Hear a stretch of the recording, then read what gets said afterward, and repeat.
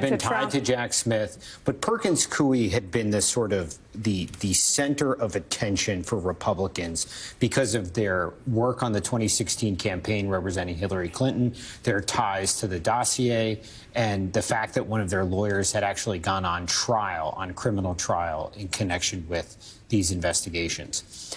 But what's happened here is something remarkable. Williams and Connolly is like the most elite group of litigators in the country. They specialize in this type of thing, of fighting the government. They pride themselves on it to almost an obnoxious point. And what's happened here... Like what? Like what fights? I mean, I would defer to Andrew on a better example than what I could come up with. But basically, they enjoy suing the government to stop the government from taking specific action on whoever their clients are. And they pride themselves on going to the ends of the earth to making sure that they can win. And what's happened here is you've gone from a situation in which it looked like Perkins Coie still faces a potential existential threat, but we're going to go it alone and now have the top firm in Washington signed on to do that. But not just, that doesn't just mean something to the matter at hand. It shows that this firm is willing to step up here where other firms are not willing to do that. There is utter silence from the legal community in Washington. But Williams and Connolly has said, OK, we're going to do this. Andrew, is that fair? That is fair. I just want to make sure people understand like how important this is, because this can seem like such a small and in the weeds. This is literally the attack on the rule of law. We talk about sort of things that sort of are around the edges and how it's going to undermine the rule of law. This is the attack. This is saying we are going to attack defense counsel. That is part of our legal system. And you know who should know that better than anyone? Donald Trump. He has installed his criminal defense counsel as the Attorney General and the Deputy Attorney General and the Principal Deputy Attorney General. These are all people who represented him, and he knows better than anyone the importance of defense counsel. But he doesn't operate in the way the three of us would operate, to be like, oh, well, that's the principle involved. He's transactional. He's like, well, that all makes sense as long as they're representing me. But as soon as they're representing Jack Smith or they're representing the DNC, which is the sin of all sins of Perkins Coie, was doing that, then we get to attack them. And so this is why it is so important that the legal community stand up. The one thing I will say is there's no question that there's fear.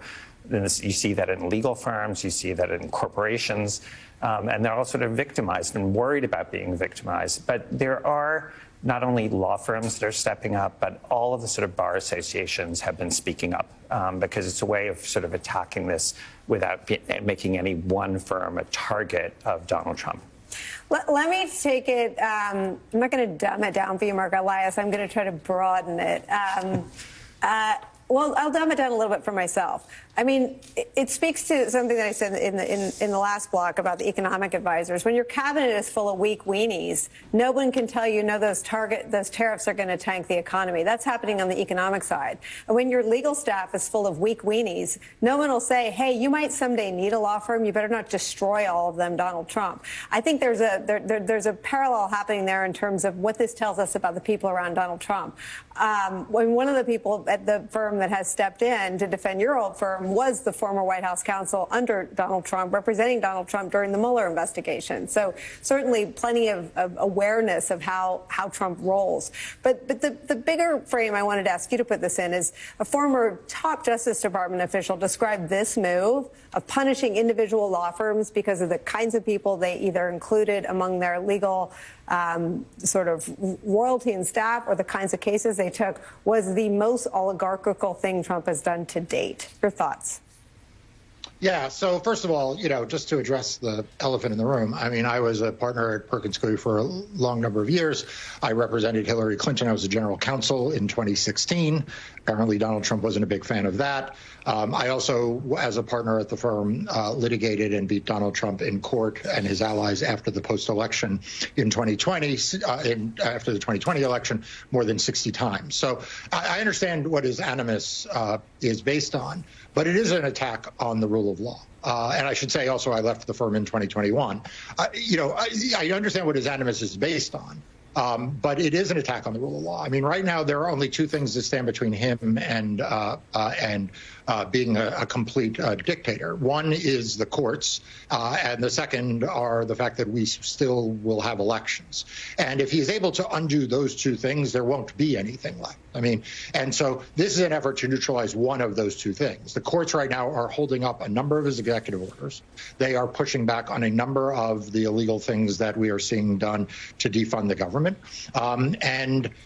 He wants to send a clear message to all law firms, all big law firms, whether they do work for Democrats, don't do work for Democrats, are involved in politics, not involved in politics, that he has a long memory. And if you cross him on anything, he will come after you. And that's why he's gone after Covington and Burling. It's why he's gone after my old firm. But I think the message, though, that I want to deliver everyone is it's OK for people to be afraid. It's OK for big law firms to be afraid. The question is, what do they do? Right? Do they then cower in fear in the corner, which is frankly what a lot of big law is doing? Or do they stand up proudly, boldly, out front, not hiding behind bar associations, but themselves and saying, this is not okay. And I'm not going to stand for this. And I'm not going to try to blend into the furniture. I'm going to stand out front and say what you are doing is illegal, is unconstitutional, and is trying to destroy democracy. And so what I'm disappointed at is how few big law firms are doing that, not elite firms. This is where I want to disagree with the Wall Street Journal. There are a lot of elite firms that are doing this. Williams & Connolly is an elite among elites, but it's not the biggest law firm in the country. The law firm I started, we're not a big firm, but we are an elite firm. And so we need not just the elite firms to stand forward, but we need the big firms to join us. Janae Wilson, the president and director counsel of the NAACP Legal Defense Fund. She joins us today from a rainy and windy Selma, Alabama, the site of the 1965 Bloody Sunday March, a defining moment in the civil rights movement. Janae, thank you so much for being here. I just want to get started with you. Talk to me about the significance of today with respect to everything else that is going on contextually around where our government is right now. You know, Charles, every year we come to Selma to pay homage to the foot soldiers who delivered the multiracial democracy to us a mere 60 years ago. Their march, the brutality that they suffered at the hands of the state, ultimately led to the passage of the Voting Rights Act of 1965, which I call the birth certificate of this democracy. And we are here today at a moment when our democracy is in crisis. Our democracy is under threat, and we are hurtling towards a constitutional crisis, as you mentioned. But what we do every year when we come is to get renewed strength. We refuel. This is not just a reenactment of a march. It is a drill, because we know that in this moment, it's not only the power of the courts, it's the power of the people that will be the force to counter what we're seeing as a quick descent towards authoritarianism and fascism. You know, you use the word a drill in the sense that this is not something that we can play with in this moment. Can you just underscore for viewers how significant it is if this administration forgoes the authority of the courts and basically says, we're not going to do what we have been ordered to do, what that does to the legitimacy of not just the judiciary, but overall American democracy? Yeah, well, we're in uncharted waters. So we know that we have dealt with a federal government that has arrayed its resources against the American public and especially black people before. But this is different. This is in the face of decades of progress and evolving standards about democracy and respect for the rule of law, we now have a regime that is installed and that has taken liberties that don't exist, that has abused executive power, and that is threatening to disobey court orders potentially. And if that should happen, it really will be in the hands of the Supreme Court to order our law enforcement agencies to do what is necessary and required to rein in this abuse of authority. And that means treating this government like any other individual or entity that is not above the law.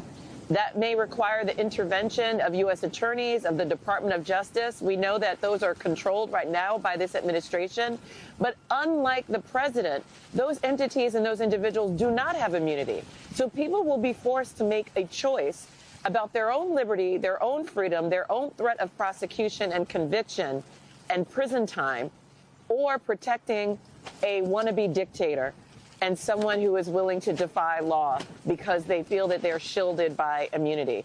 And let me say this, the Supreme Court also has the ability to reverse its precedent if it realizes that it did the wrong thing by extending the immunity that it did to the president. So it's important that we remember there are ways to reverse course here, and that may ultimately be necessary. Janae, I want to ask you about an executive order that the president issued on Thursday that kind of flew under the radar for a lot of people. It seeks to limit challenges legally to the president's actions by requiring that plaintiffs pay monetary security payments if an injunction is issued. This relies on a very, very remote and little-known federal law. Can you talk a little bit more about this and its significance? Sure. So, again, Mr. Trump is attempting to legislate from the White House desk, which he has absolutely no power and authority to do. So I do not believe that this executive order will stand, as so many of his executive orders have not. I believe it will be quickly enjoined and ultimately struck down because we have federal rules of civil procedure that go through a vetting process that receive comments that are considered by jurists, not by a president who has no law degree. Folks, this is a moment where Trump can be dangerous.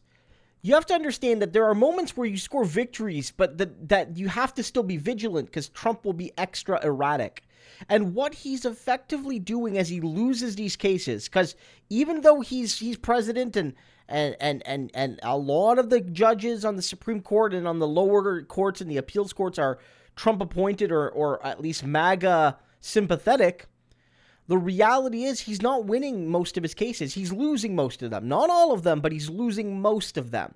And in some cases, whether it's the cases he lost, as civil cases before, guys, it's hard to keep track of all the cases, right? The civil cases, the felony cases, the criminal cases against his company, the civil cases against his company, not Donald John Trump, but, the Trump organization.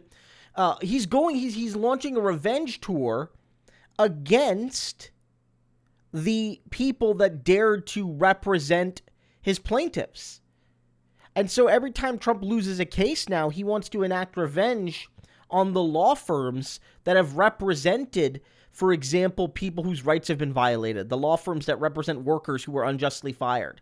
And the reason Trump is acting like this is because he's losing. That's the reason. Trump wouldn't be doing this, at least not with the same level of aggression, if he was winning all of his cases.